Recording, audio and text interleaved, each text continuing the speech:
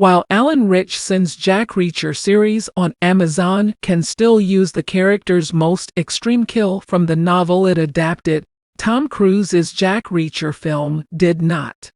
The most outrageous kill committed by the character was left out of the first Jack Reacher movie, but it should be included in the Alan Ritchson Amazon series. In Lee Child's tales, the Reacher is a massive, unfathomably powerful avenger of wrongs.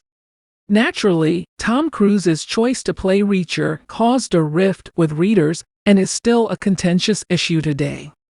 Although the role of one of the most well-known actors in the world increased awareness of the Reacher books, Child would later admit that Cruise was simply not the right fit for the character portrayed in the books. Cruise kept Reacher's brains, deductive abilities, and peculiarities, but his physical appearance plays a major role in the character's attractiveness. This was realized in Amazon's Reacher series, where the action scenes were far more realistic, and Alan Ritchson's lead character felt like he could have stepped out of the first book, Killing Floor. Given that the original Cruise Jack Reacher movie was based on the novel One Shot, it is doubtful that the show will adapt it anytime soon. What it can do is imitate Reacher's ridiculous skill, which Cruise would not have been able to pull off convincingly. Reacher is using stealth to enter the villain's stronghold in this section of the one-shot book. Arriving in a room full with two Russian goons, he finds a way to go by without raising much noise. He hurls a knife into the throat of one before sprinting over to Vladimir. Reacher instantly puts his arms around the similarly powerful Russian, lifts him off the ground, and literally crushes him in place of a drawn-out brawl. He essentially bear hugs Vlad to death in order to kill him.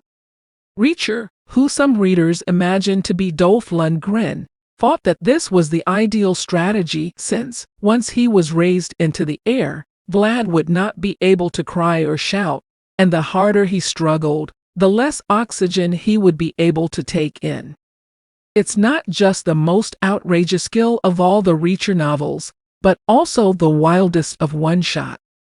It's understandable why the movie decided against using it. It doesn't seem very likely that Cruise would raise a massive Russian villain into the air and gradually drain his life force. The tone of Child's books was expertly captured by Amazon's Reacher series, which felt like a cross between an action movie from the 1980s and a murder mystery. Although the bear hug death would not have fit in with Cruise's film, it would have been just as funny and terrifying with Ritchson's hands and arms.